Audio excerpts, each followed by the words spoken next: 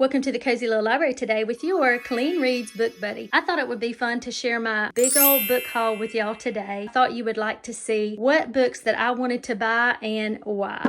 We're going to move on over to the fireplace, and I'm so excited to share these with you. Let's start with the largest genre in this book haul, and that is clean historical fiction.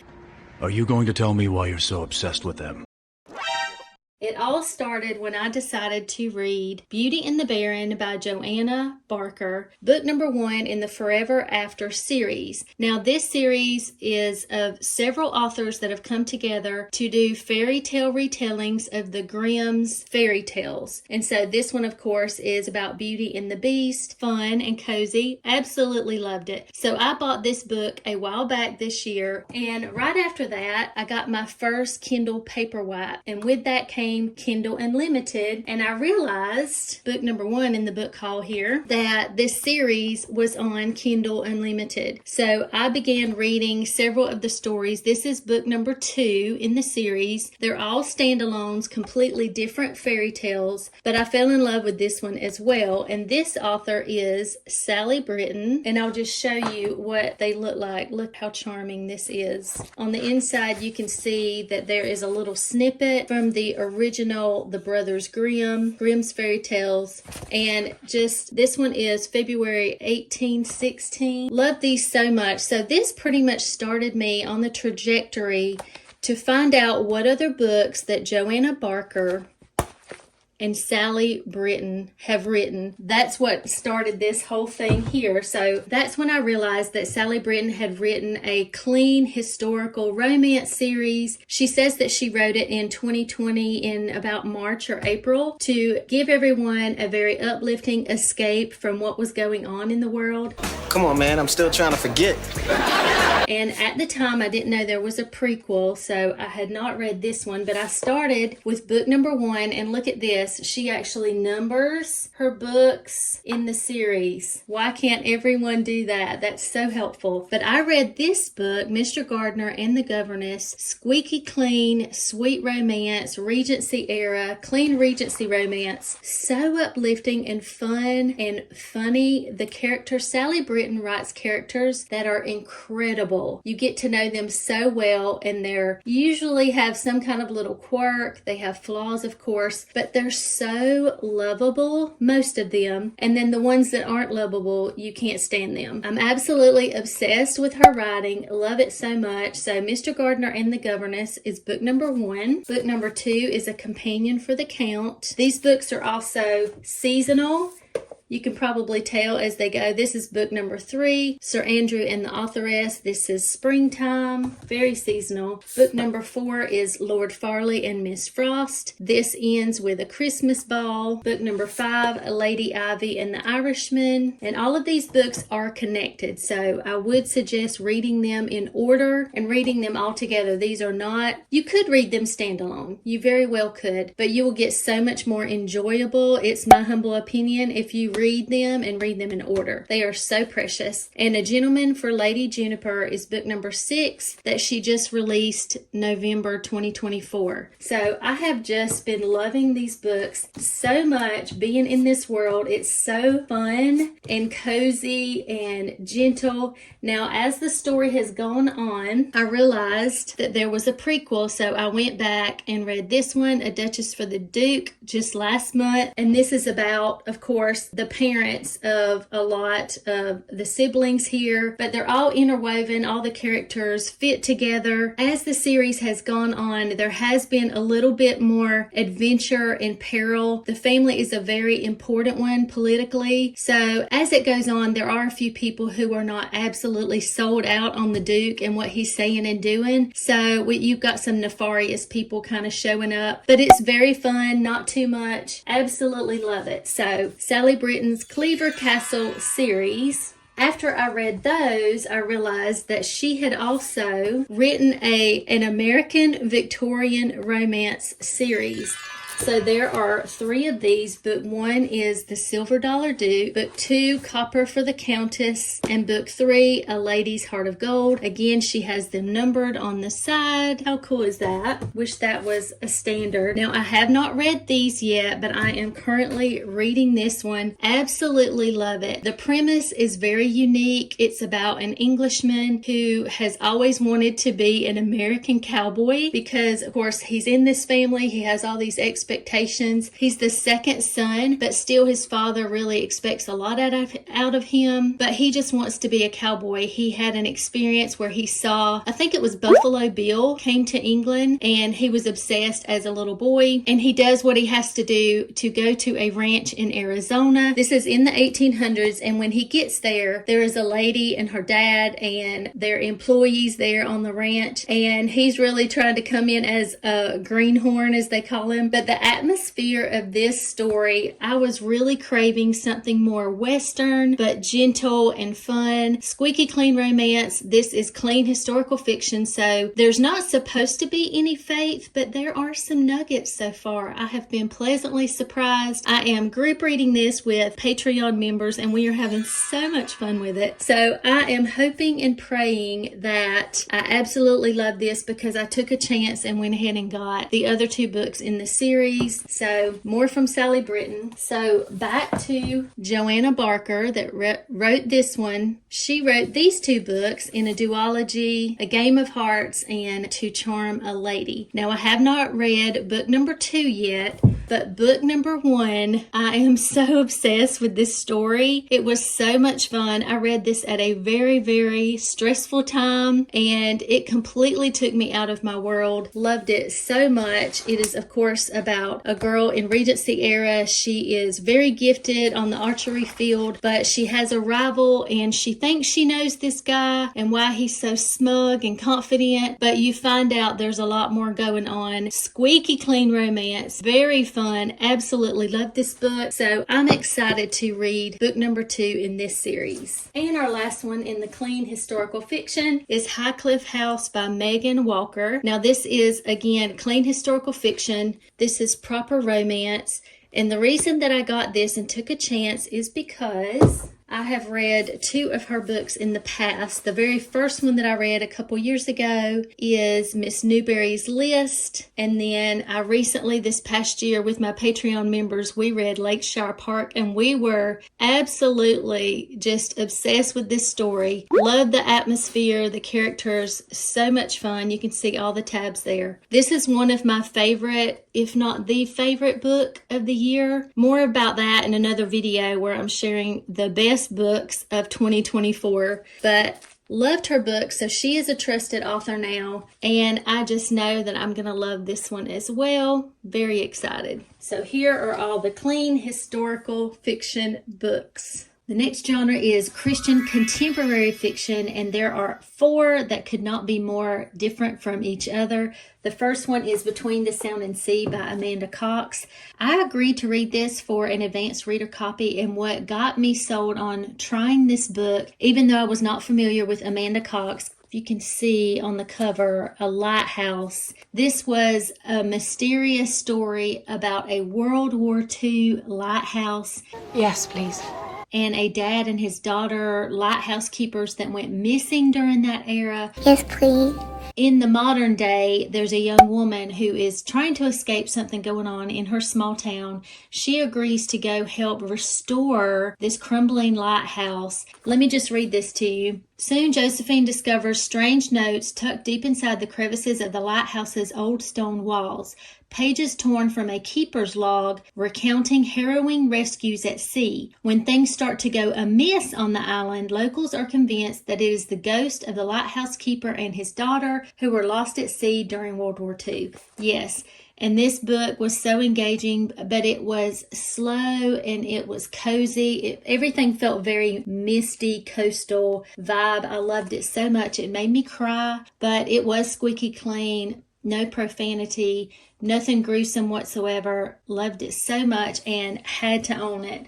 The next book is the first Denise Hunter that I have read, and it's called Love Unscripted. And this just sounded like so much fun, but basically it is about a writer in North Carolina again. She's a really great girl. She's a Christian girl. She writes a story, and it has become so popular that they want to make a movie out of it. And the hero in the book is the guy she's created in a novel, The Perfect Man. And so when she finds out the actor that is supposed to play him in her movie, he's in real life is a playboy. He really disgusts her. And when she finds out that he is supposed to be the one playing her hero, she's very upset. And it starts out, she blurts out something. She doesn't know he's listening. It's very awkward. But this book made me laugh so much. I loved it. I had so much fun and wanted to own it and put it on my Christian contemporary shelf because I don't have that many. But I am very apt to check out more of Denise Hunter's books because I love this one so much. Then we come to Pepper Basham's Loyally Luke, which is book number 3 in the Scamar series. And I had already read and owned Authentically Izzy, Positively Penelope, and I just kept forgetting to order Mr. Luke.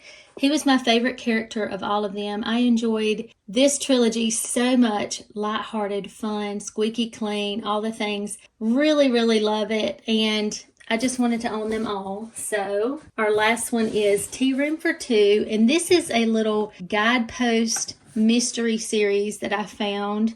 I think I saw one of the books in my local library, and they're hardcover and they're cute, and because they're guideposts, I knew they were Christian, and it had the teapot on the front of the cover. I read this, Buddy read this with Tales and Treats with Tay, and it was so cozy and fun and lighthearted, low stakes mystery. And I wanted to own it. I still need to go further in the series, but I love the way this book made me feel, how much fun we had reading it, and I loved being able to find a mystery that did not have gruesome outcomes, if you know what I mean. Hallelujah.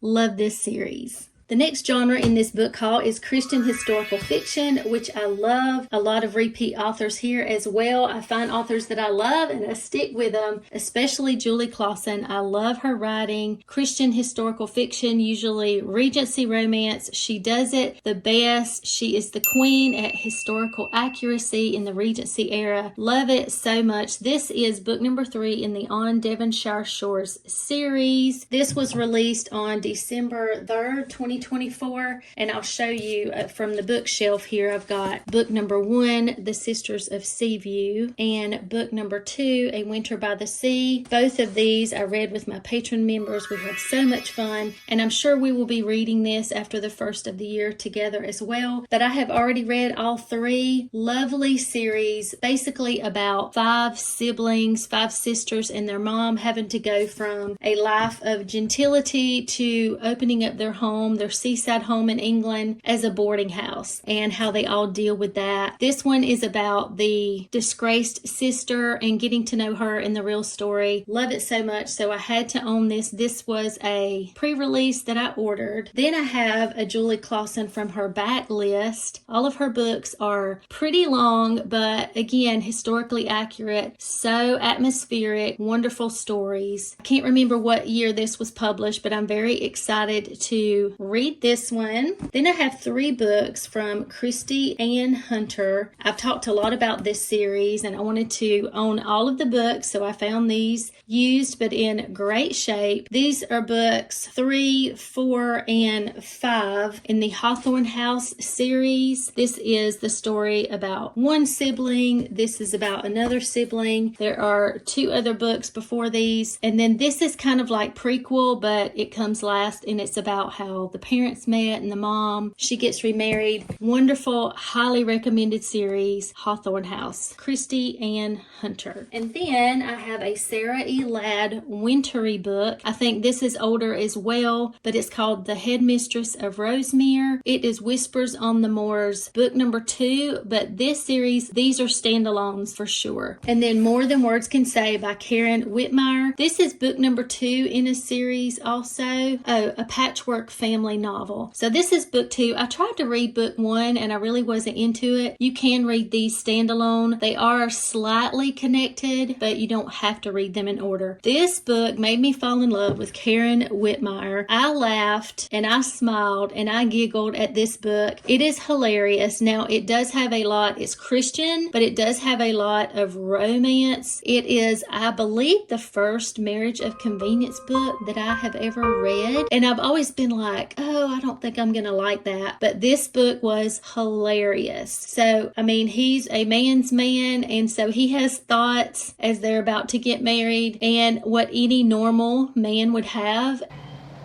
What do you mean? You must know that by now. And he expresses that, but it is all done in a classy way, and this author makes it absolutely hilarious. So I am curious to read more of her books, but I had to have this book because I was completely out of my world and into this one and laughing so much. I bought one book in the biblical fiction genre because I'm very new to this genre, but I absolutely love this book, Daughter of Eden. This is Eve's Story by Jill Eiling Smith. I love her writing. Again, I'm very new to this genre, but I have tried another author, actually 2 other authors, and one of those I had to DNF the book. I didn't like what was going on whatsoever, but I do love this author, and I will just read one little thing. The first time she opens her eyes, Eve gazes on the one whose beauty nearly blinds her, whose breath is in her lungs. Her creator takes her hand and gives her to another like her and yet different. Together, she and Adam experience pure joy as they explore Eden. Her favorite moments are when the creator comes to walk with them day after day. She just makes it come to life vividly in my mind in this book. I loved it so much. It starts out in the realm of the angels. At the very end, I wept so much. They were good tears, but I just could not believe how this book affected me. It gave me so much peace. So I wanted to own it. And our last genre is nonfiction. American history, colonial American history specifically. All but a couple of these I have read, and I know I keep telling y'all that I have a big positive patriotism project video coming that shows y'all the books that are worth your time, the best patriotic books. They're not boring history books. I think you'll be pleasantly surprised, and I promise that is coming. But I wanted to show y'all the books that I did not have that I loved and wanted to add to my library. So this is a middle grade. This is called Annie Henry and the Secret Mission. This is book number 1 in this series by Susan Olaski. It's Adventures of the American Revolution. And this girl is supposed to be Patrick Henry's daughter. And this is the start of a story where she is in the colonies and the things that are going on and what her perspective is as a kid and her friends and all of that. Very, very interesting. I want to get the entire series, but I'm starting with this one. The next book is The Patriots by Winston Groom. And this is a nonfiction. Spoiler alert, when I do that big video, this is going to be one of the main ones that I suggest kind of as your comprehensive history of all of it. It's not that long, but the storytelling voice that he has, especially with the audiobook alongside this, makes this very interesting and not boring. I loved this book and I wanted to own it. So glad that I found it used. Then this is a cute, fun little book. It's called Paul Revere's Ride by Henry Wadsworth Longfellow. Now this is the kind of coloring book version, and so it has the famous poem by Longfellow. The redcoats are coming! Each page can be colored, but I loved the graphics. It's like a graphic novel. Loved it so much. I'm going to enjoy coloring this in. Then we have Martha Washington and American Life by Patricia Brady. Not only is this cover absolutely beautiful, love this. This is the hardcover that I have. I didn't realize that she wasn't on the book itself. I bet the paperback has this on it. I'm almost tempted to get the paperback for that reason, but that's what the hardcover itself looks like. I I was very surprised how interesting this book was. Again, like the other one, it was written in a way where, yes, it's telling history and facts about the Washingtons. I'm just fascinated about them. Her as the very first woman to take on this role, she had no one to base anything on whatsoever. The country was new. This position was new. What her husband was trying to do, there was so much turmoil. But again, they saw so many things change in front of their eyes. She had very stressful things going on in her family. She was a widow when she met George. They're just fascinating to me, and I've read a lot of books about George and Martha, but this one so far that's exclusively about her is my favorite. Another spoiler alert, and I had to own this one. Now, good old Benjamin, old Ben, I have, since I was a child, when I heard, I guess because I've always been bookish and always wanted to be a writer, I had always heard about Poor Richard's Almanac and had always thought that Ben Franklin was such an interesting fellow because he was very intelligent. Of course, he was an inventor, but when I found out that he faked his name in order to write a pamphlet and a little series and have it published in the local paper anonymously because his brother owned the newspaper, I just thought that was fascinating. I thought that was amazing. Do you actually know who the first person to suggest daylight savings was? Benjamin Franklin. But if you know anything about Ben Franklin, he was very witty. You know, either you love him or you hate him, but I love his anecdotal words. And a lot of the things that he had to say, a lot of the quotes we still say today. I won't go into reading this. I'll save this for my big video coming up about the patriotic books. But I have always wanted to own this book. I'll show you. So this is the hardcover. It is so neat. And so it just literally starts with the different sayings, and you can see how they have them divided up. Some of them are short, some of them are a little bit longer. Oh, and in the very beginning, it does say that it is hardly necessary to state that Franklin did not originate all of the sayings of Poor Richard. He himself tells us that they were the wisdom of many ages and nations. So he didn't ever say that he came up with all of these, but I loved his wit. I loved his brilliance, and yeah, had to have this finally. And in all of my patriotic reading, I never got to his book, and I finally bought it. This is the only one in this stack that I have not read. So you can see how thick this is. It's called Benjamin Franklin, An American Life by Walter Isaacson. And this is supposed to be the best book about him and his life and the things that he did. So I'm very excited to read this very, very soon. I have also found the audiobook. I found this one, like I do most all of these books. This is used, but you can see there's just the tiniest little bit of bend right there. Otherwise, it is a beautiful, like almost new book. Very excited to read this. This book, David McCullough, is pretty famous patriotic writer, wrote a lot of wonderful books, did a lot of wonderful speeches. If you look his name up, you can, if you've never heard of him before, you can read a lot of his accomplishments. But this is John Adams. It won the Pulitzer Prize for one thing. I did read this already. The audiobook is also amazing. John Adams is another one that I am pretty obsessed with learning about. He was such a character. He was brilliant, but he had a wit to him that was so funny. He was like a country boy thrust into all of this colonial world, and he was very honest. And of course, his wife was very outspoken. She was quite something as well. And then, of course, Sam Adams, just the whole family. So very interesting. And liberty will reign in America. This book was fantastic, and I wanted to own it. Again, this is used, but such a beautiful book in like new condition. Love it. And then these are a couple of the middle grade books.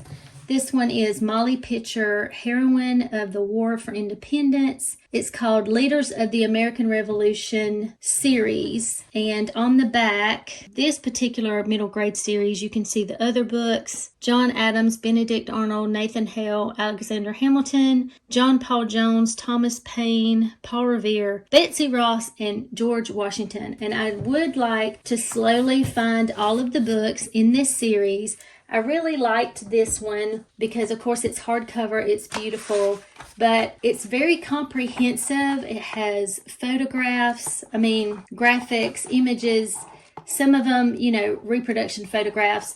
The font is very big, so it's very in-depth, yet the way that they format it is very interesting. It's colorful. If you don't know anything about Molly Pitcher, again, I'll speak more about her later in another video, but she was fascinating what she did for our country alongside her husband. Absolutely marvelous. So she's the first one in this series that I was able to find as an old library book. It looks like from Texas. Got it very inexpensive. And then the other is Alexander Hamilton, and this is the series Heroes of the American Revolution. Now this one is a big hardcover as well, but it is very thin. The pages are large, but they are very graphic, have lots and lots of images that I love. And it's more of like a starter history kind of book. Short, to the point, but is chock full of so much history. And then you can see the ones on the back here that are in this series: Crispus Attucks, Benjamin Franklin, Thomas Jefferson, Thomas Paine, and Phyllis Wheatley are the other ones in this series that I would like to get as well. But I wanted to start with this one. Thanks for letting me show you all these books in this giant book haul. It was so much fun curating these books, sharing them with you. Let me know which one of these you have read or what you want to read. And until next time.